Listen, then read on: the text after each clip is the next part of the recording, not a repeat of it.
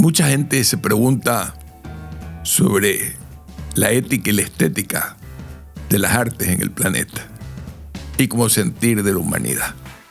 Hoy quisiera preguntar y desarrollar qué es para un artista el arte. ¿Una reconciliación, un reflejo de uno mismo o un compromiso con las expectativas sociales? Para eso hemos invitado hoy a Fernando Insúa Romero, gestor cultural, analista político, pero también pintor, no solo de brocha gorda, sino de brocha fina. Bienvenido sea, mi querido Fernando, tenerlo entrevistado, un inmenso placer. Bienvenido. No, Ramón, qué gusto compartir esta mañana de íntimos intereses en este espacio, poder conversar de tan importante pregunta inicial que acaba de plantear.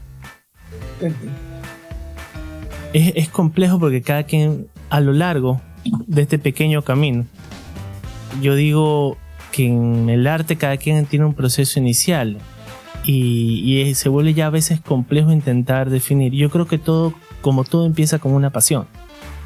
A lo largo de esa pasión puede derivar al menos una vez en la vida en alguno de los caminos que planteó.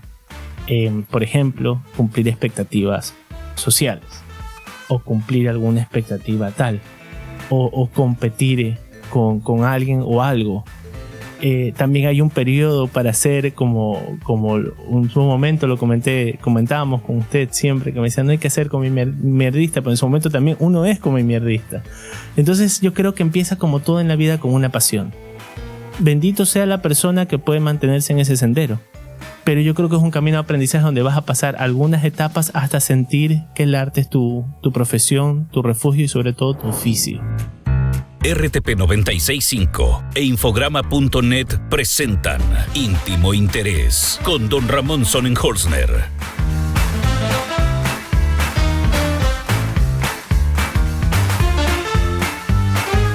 Una exploración a la naturaleza humana. Usando la palabra refugio, usted en su trabajo se refugia mucho en la historia. Para usted, recuerdo su primera relación con Asimov, de la cual hizo una exposición, si mal no recuerdo, en el Nain Isaías. Corríjame si estoy equivocado. Con las fallas estéticas de alguien que comenzaba. Sin embargo, usted toma la historia como una forma de comunicar. Esa comunicación la veo, desde mi punto de vista, más comprometida a que la gente lea su propia historia a través de la pintura o de la escultura, más allá del lucimiento personal que le significaría a usted vender un cuadro. Y ahí viene bien acertada la lectura.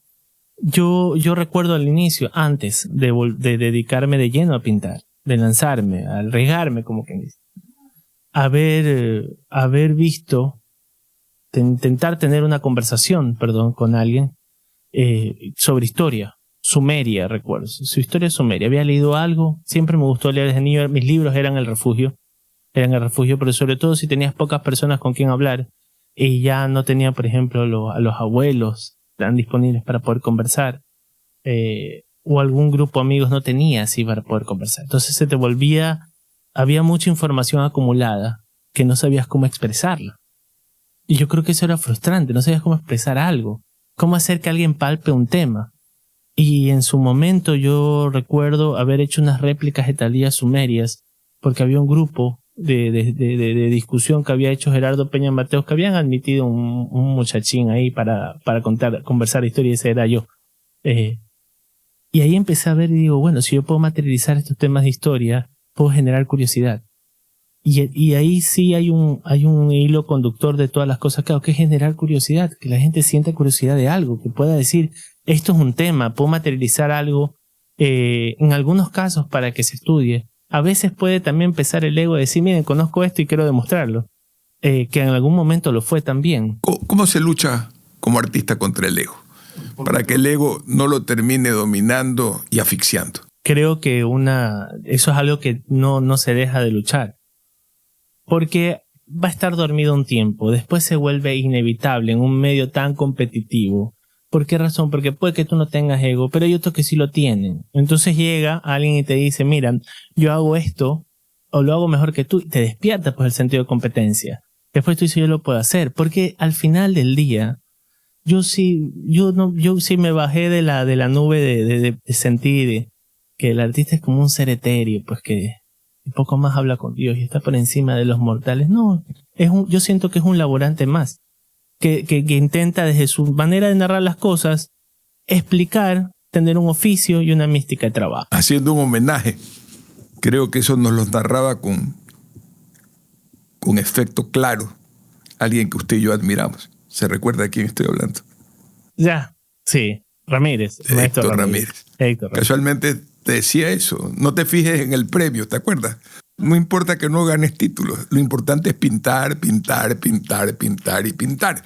Y hay gente que piensa que va a ser inmortal y se afana por tener un premio, se afana. Y él creo que un poco le dio la raíz para darle ese valor de que la pintura estaba sobre el ego y que la trascendencia estaba sobre el ego. Y fue por medio suyo. Fue gracias a usted que él se convirtió en un maestro durante un tiempo, sobre todo sus últimos años, su último año, tal vez diría yo, penúltimo año de vida. Es algo que en su momento se lo dijo al hijo. Él dialogaba mucho y tuvo mucha generosidad, inclusive de llamarme en la noche a darme un consejo, a decirme alguna cosa. Inclusive a retarme por alguna cosa. Ese pensamiento no es así, porque va a haber tal cosa. Y te alejaba de todo ese círculo que es de adorno, ¿no? Porque en la era, él vio venir una era, y yo creo que usted recuerda esa época en que conversábamos mucho, antes de que se discutiera verdaderamente aquí el tema de la inteligencia artificial, del impacto laboral, ya lo veníamos hablando, ya se venía conversando. Entonces él decía siempre, después, ¿cómo interpretas el hecho de un galerista? El hecho de un curador. En medio de las redes sociales, una galería que te promociona, si el artista se puede promocionar. Entonces, reubicas los papeles y los roles que antes empoderaba a un artista, que era, yo tengo un curador que me hizo tal cosa. No, ahora no, pues ahora vas directamente con el público y el curador puede ser un guía, no necesariamente formado en el arte, sino alguien formado desde el aspecto espiritual y analítico de algo. Un escritor puede ser el curador de la obra de alguien, porque lo estás guiando, lo estás ordenando, le estás dando un sendero. Todo ese orden ya se cambió ahí ya. Cuando pone la primera pincelada en un lienzo en blanco, ¿está pensando en lo que necesitas decir o en lo que los otros quieren oír o ver? La lucha, la eterna lucha entre esto es agradable al ojo del interlocutor, porque al final del día es tu trabajo. La obra va a ser adquirida por alguien, pero también quiero reflejar algo que tenga sentido. No quiero que solo sea un adorno. Entonces, por salud mental, en una etapa de mi vida, sí, yo creo que es inevitable, y el que diga que no lo ha vivido está mintiendo, porque todos han pensado alguna vez eso. Así sea para decir que no piensan en el público, es mentira, porque haces un acto rebelde que quiere impactar al público para que genere un efecto sobre tu imagen. Yo creo que ahora primero empiezo, lo he encontrado un punto de equilibrio, en armonía entre quiero que transmita un mensaje, primero pienso en el mensaje que quiero, en lo que quiero reflejar, en lo que he leído, algo que tiene una curiosidad, algo que me guste, y de ahí veo un planteamiento estético que ya me siento a gusto hacerlo. Y creo que hay personas que les gusta, porque al final del día, insisto, somos laburantes. Hay un público que vives como el cantante, como el que habla, el aplauso de uno, de dos, de tres, pero vivimos del aplauso. El laburo. Vivimos de eso. El laburo fortalece el aplauso y el mangiare, como dirían, claro, los argentinos. Sí, claro. ¿Come la pintura usted? He desarrollado gracias a ángeles en el camino y una formación que me enseñó que es un trabajo, que la pasión puede ser un trabajo y que el trabajo tiene que tener mística. Lo he hecho como una forma de vida, y yo creo que me siento a gusto y en paz con eso. ¿Se considera un pintor expresionista? Si el expresionismo como tal es deformar las emociones, o sea, no reflejar la realidad en sí figurativa, sino expresar las emociones, las historias, por medio del color, por medio de la forma, por medio de una visión un poco deformada de la realidad, pero que tenga el mismo efecto, sí soy expresionista. Para algunos el expresionismo es un grito absolutamente individual. ¿Ese grito sigue siendo suyo o es el mercado el que lo lleva a ser un expresionista? Como una de las obras expresionistas más famosas precisamente es El Grito de Munch. De Munch. El Grito de Munch, si uno lo ve, es un reflejo emocional, se nota que ha salido del alma de él. Sin embargo, estaba con muchas técnicas de la época, del estilo de reflejar, o sea, había un consenso artístico en ese momento y era audaz. Yo creo que al final del día, el hecho del gusto del público, el entorno cultural, las influencias del momento, como todo ser, lo moldean. Pero obviamente en el arte expresionista tiene que nacer de un impulso. No pinto desde la depresión, por ejemplo. Tengo que estar emocionado. Tengo que estar alegre. Si no, no puedo. Puede pasar semanas que no haga algo si el objeto que lo detonó no me inspira nada. Hubo un pedido que dije, déjeme estar feliz, porque si no, no. ¿Podrías pintar algo que represente ese estatus de felicidad para que se transforme en una expresión, en una forma de expresionismo del alma? ¿Lo podría hacer? Sí. El maestro Ramírez, a quien sigo amando y seguiré amando la próxima vida, si es que existe, siempre tenía eso. Él tenía dos formas. Los colores cambiaban de acuerdo a su estado de ánimo. Estaba arriba, se notaba la alegría. Estaba abajo, se notaba. Y simplemente no era ni figurativo, era fundamentalmente una expresión color a la que lanzaba con una energía y una vertilidad tranquila. ¿Usted puede lograr eso, Insúa? Hay una ventaja que tengo, que gozo, propio de la tecnología y propio de mi entorno. Yo puedo darme el lujo de ver las primeras obras que hacía, porque alguien las coleccionaba, y puedo ver por las fotos también de la primera etapa. En la primera intentas ejercitar la forma, ver, o sea, que se transmite en la forma y todo.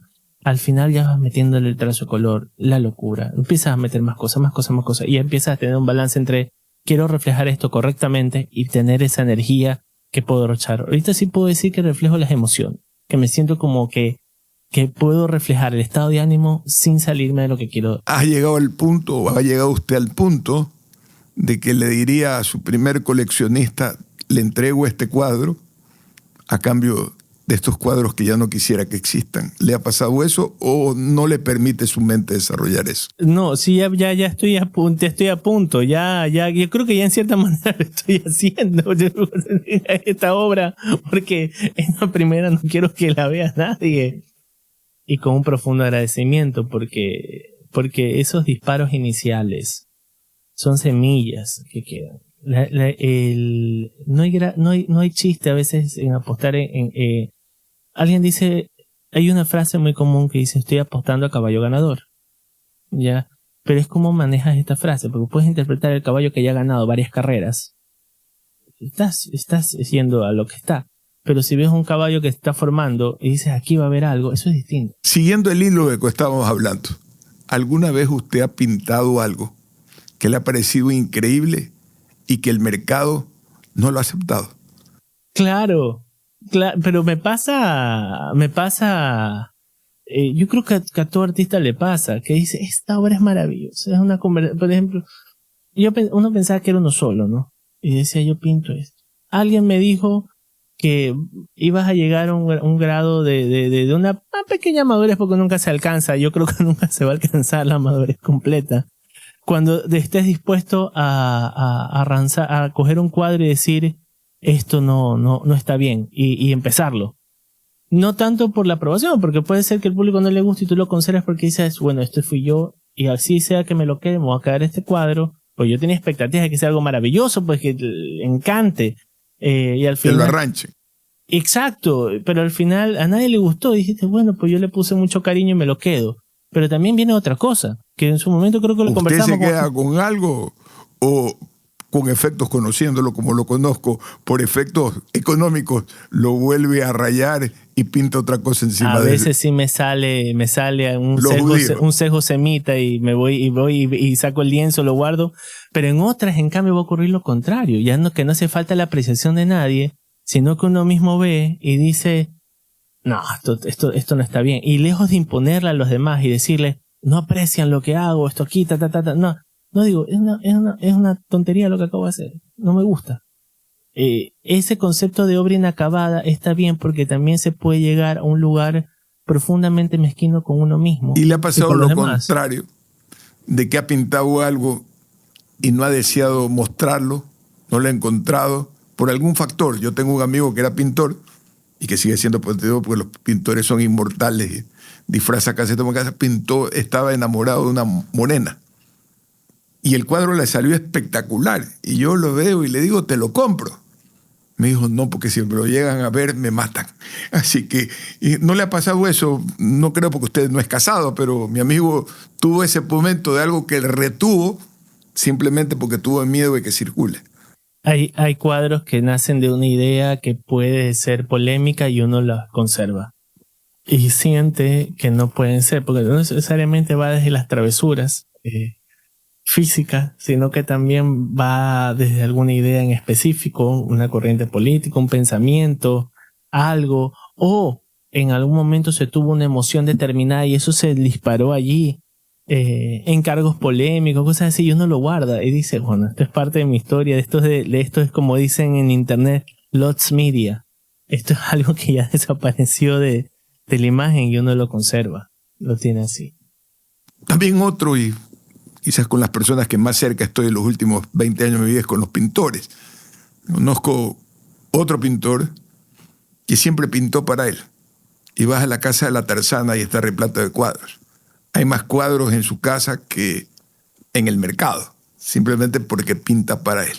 ¿En qué grado de evolución está usted? ¿Todavía está en el área, en el punto en que como el niño, en la era fetal del niño que acumula alrededor de él heces y no se la sabe limpiar, o ya ha logrado no acumular y desplazar su obra al mercado para que lo condene o para que lo premie? No, ya a estas alturas han pasado muchos años de lo que llevo trabajando en esto, y creo que, y digo trabajar porque es un trabajo, de poder reflejar la pasión que uno tiene hacia algo, que ya no hay ese temor. Hay dos formas, o está el temor de exponerte al público, o está también una acción mezquina producto del ego inflado que se pueda tener alguien de decir, yo quiero imponer mi obra, porque también ocurre. La culpa es del público que no valora tu trabajo, o la culpa es del público que no tiene la inteligencia suficiente para entender lo que haces. Si a alguien no le gusta, no entiende, o no le interesa, simplemente no le gusta, no entiende, no interesa. Tú expusiste lo que hiciste.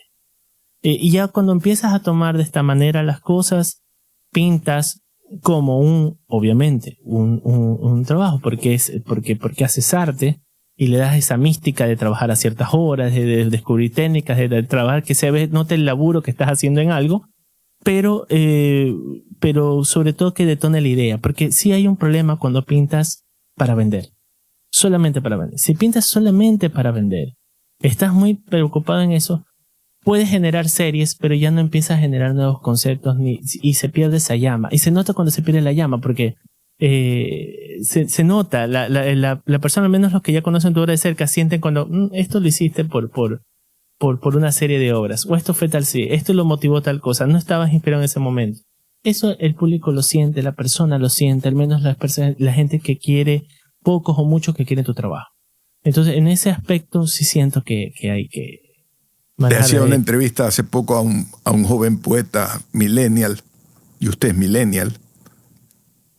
Nació como pintor desde sus traumas infantiles, de sus traumas juveniles. ¿Dónde arranca esta vocación de pintor? Todo en esta vida, al final yo creo lo que decía Carl Sagan, que todo es evolución, todo es producto de la evolución. si yo le dijera que nosotros somos, o sea, si vemos un libro de biología que describa que somos los humanos, básicamente podríamos decir tranquilamente, taxonómicamente, de que somos peces altamente adaptados a tierra firme y al bipedismo. O sea, básicamente somos peces adaptados. Y si uno coge un tal cosa y va a decir, bueno, es un reptil adaptado para tal cosa. Un pájaro es un dinosaurio. O sea, filogenéticamente es un dinosaurio. Pero, ¿quién dice cómo algo tan raro como A genera algo tan bello como B o tan extraño como C? Es porque por la evolución, las estrellas evolucionan, el universo evoluciona. Entonces, si yo empiezo por una cadena de eventos, en mi caso, que el que se identifique, pero creo que nos puede pasar a muchos artistas. Empiezas con, deseas hacer tus propios juguetes. Estás en un entorno donde tú quieres replicar los juguetes que ves, pero no los puedes tener. Entonces empiezas a pedir plastilinas como todo niño y cosas para pintar. Y empiezas a hacer cosas para recrear tu mundo, ¿no? Después eso va evolucionando a otra acción. Después vas evolucionando porque si estás en un entorno que me tocó donde la abuela escribía, mi mamá tenía curiosidades de lectura, entonces te contaban historias y tú querías reflejarla y armar tus propias ciudades y tus cosas. Entonces todo fue producto de algo. Una acción derivó en otra acción derivó en otra hasta que tú dijiste ya, bueno, pinto. ¿Por qué la historia? Le contaron muchos cuentos, su abuela, su abuelo. ¿Qué pasó? Porque usted ama la historia, de hecho es hoy en día un importante editorialista de temas internacionales en Diario Expreso. ¿Qué lo llevó a ese punto, su relación con el mundo judío? ¿Qué sucedió? Bueno, sí hay varios aspectos familiares. Con el mundo semita, para expresarme correctamente. Hay varios aspectos familiares muy marcados desde niño. Sobre todo yo, es algo que lo puedo contar, la historia del padre ausente, pero abuelos y madre presentes fuertemente. Una comunidad cercana en la cual intentaba llenar ese vacío y una familia donde, si bien eran mujeres solas, porque mi abuelo murió cuando yo era muy niñito, pero ocupó ese lugar. Entonces, ¿qué ocurría? Mi abuelo era escritor. Entonces a mi mamá le encantaban los libros. Entonces al final, ¿qué ocurría? Que tenía un ambiente donde podía faltar el guiso, pero no el libro. Ni el libro ni el vino. Entonces tenías un ambiente que era una burbuja, que esa burbuja sí fue interesante porque te aisló de muchas cosas que te pudieran haber diluido la vida y hacerla muy común. Entonces, ¿qué pasaba? Que, por ejemplo, yo cumplía 10 años y me regalan un libro. Me veían que yo construía ciudades con piedra pómez, que era fácil de cortar, con una sierra que encontraba hacía como palacios antiguos. Entonces llegaban y me regalan un libro que se llamaba Historia Antigua y Medieval de Astolfi. Cuando ya después, con los años, ya pude pegarme mis viajes y todo, encontré ese libro en una biblioteca en Lima. De esos que venden libros usados, encontré ese y una colección de dinosaurios que nunca pude tener porque con mucho esfuerzo reunían y me compraban un fascículo, pues era imposible tener los 50. Los 51 que era. Entonces compré, aún lo tengo, la Historia Antigua y Medieval de Astolfi, un argentino.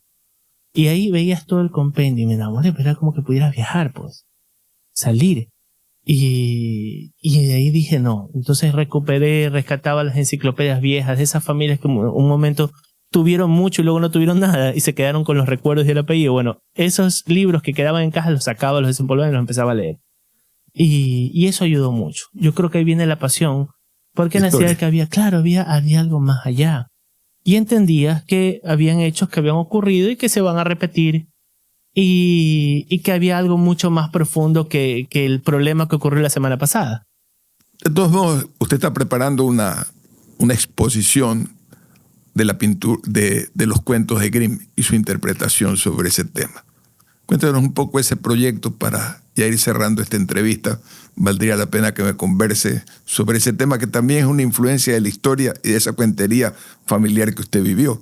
Yo siendo descendiente alemán y habiendo estado en un colegio alemán, no conocía todos los cuentos que usted me ha contado de Grimm, de los hermanos Grimm. Claro, cuando uno ve primero esto, ¿cómo vamos? A lleva B, lleva C, lleva D. No puedes hablar de la historia del mundo sin haber leído la historia de Alemania. No puedes haber visto la historia de tal país y cómo se forman los conceptos del nacionalismo, la identidad, la búsqueda de tal cosa. Entonces, cuando ya te das cuenta que los libros que leías de niño, en realidad esos libros que leías de niño primero tienen un diálogo más profundo. Segundo, quieren transmitir, y yo creo que en su momento lo conversamos, que hay teorías sociales, psicológicas, que dicen que hay un trasfondo de adulto que refleja algo en un cuento infantil. Específicamente, Bruno Bettelheim sostiene que no hay cuentos inocentes, que no existe tal cosa de inocencia, que detrás de eso hay cargas fálicas importantes. Por ejemplo, Hansel y Gretel. Uno ve Hansel y Gretel y uno no dimensiona lo que es. ¿Qué rayos hacen dos niños que apenas tienen una migaja de pan pasando hambre, caminando por el bosque, tirando migas de pan, y se encuentran con una casa donde una señora se los quiere comer? Hansel y Gretel es básicamente eso, y está basado en la peor guerra que vivió Alemania, pero peor que la segunda, que fue la guerra de los 30 años, donde Alemania perdió el 40% de su población, y habían casos de canibalismo, casos de cosas así. Era una drama terrible, inclusive siglo un grupo... XIX. Las guerras de religión, más bien las de los 30 años, es un poco anterior.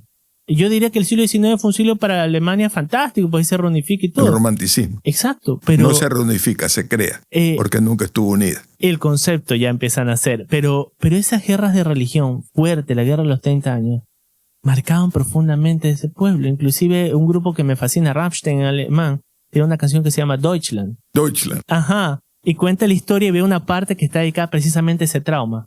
Entonces, ese cuento, curiosamente, cuando los hermanos Grimm, un poco para saber, porque la historia es un poco... los hermanos Grimm se dedican a recorrer pueblos de Alemania y escriben cuentos para la juventud alemana. Cuando uno ve ese libro, dice, ellos querían era recopilar los cuentos de los pueblos, de los pueblos germánicos, porque inclusive yo puedo decir, hay gente que habla checo, que en teoría son eslavos étnicos porque son checos. Pero son hermanos. Pero son hermanos en su comportamiento, tradiciones, costumbres y todo. Entonces hay un área de influencia germánica que ellos recorren y toman. Y curiosamente Hansel y Gretel era un cuento basado en la época de la guerra de los 30 años y los terribles traumas que sufrían los campesinos. Lo mismo Caperucita Roja o cosas así. Mi ahijado, cuando vio su trabajo, el dibujo de los músicos de Bremen, que usted lo tiene, se emocionó. Cuéntenos ese cuadro que lo va a exponer en poco tiempo ya en formato grande. Cuéntenos un poco de ese cuadro, ya para terminar la entrevista, porque podríamos hablar horas enteras sobre pintura y sobre su propia pintura. Que uno ve cuando ve los músicos de Bremen, dice, qué simpático ver animales, no hay nada más estético, más alegre, más bonito. Que ver animales músicos. Que ver animales músicos. Hay tres pintores soviéticos que a mí me inspiraron mucho, que como tenían el realismo socialista no podían salirse del canon que tenían que reflejar lo que iba a ser la sociedad soviética. Entonces ellos decían, pues quiero crear cosas que no existan, pues. Entonces, ¿qué hacían? Cogían un animal y lo ponían a hacer cosas soviéticas. O sea, cantar, bailar, ser soldado, y era divertidísimo esa hora. Entonces yo empecé, por eso pinto, me gusta mucho ese tipo de estilo zoomorfo, para narrar cosas reales. Pero los músicos de Bremen cumplen todos esos requisitos, claro, no una versión soviética, sino una versión germana, más alegre, pero como todo cuento, tiene un trasfondo muy triste. Imagínense yo creo que todo artista se puede ver reflejado en eso, que haces arte continuamente para evitar el abandono, para evitar que te olviden, para evitar que te voten, para mantenerte sobreviviendo en esta sociedad. Los músicos de Bremen, los animales están tocando para evitar, porque los iban a liquidar. Entonces ellos se vuelven útiles para la sociedad y se vuelven itinerantes y van tocando. Entonces es un trasfondo profundamente triste, pero a su vez con esperanza. No sabría cómo explicar. Te llena, sientes un vacío por el origen de que te mantienes luchando para que no te recuerden, pero a la vez eres alegre y estás creando cosas. Y te mantienes y encontraste en el arte una manera de mantenerte vivo y dar alegría a los demás. Los músicos de Bremen, me encanta ese concepto. O sea, el trasfondo de los músicos de Bremen. Bueno, ya estaremos anunciando esta importante exposición del maestro Fernando Insúa Romero. Por mi parte, agradecido con usted. Espero volverlo a tener entre nosotros. Y bueno, a nuestros escuchas, un abrazo a la distancia.